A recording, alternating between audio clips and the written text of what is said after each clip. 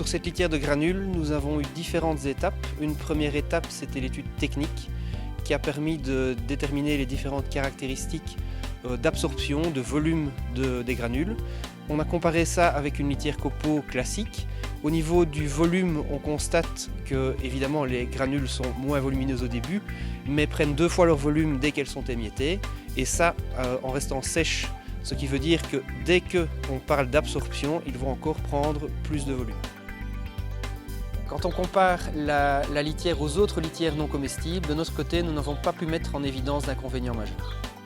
Donc on a étudié en complément un bioprotecteur, donc un adjuvant naturel à cette litière de granules, qui a été étudié sur différentes manières. D'abord sa nature, de manière à vérifier qu'il y avait tout à fait une innocuité pour le cheval, qu'il n'y avait pas non plus d'appétabilité, donc on a vérifié que le cheval ne mangeait pas la litière, que le fait d'avoir ajouté ce bioprotecteur ne changeait en rien les caractéristiques techniques d'absorption de volume de la litière, ce qui était le cas.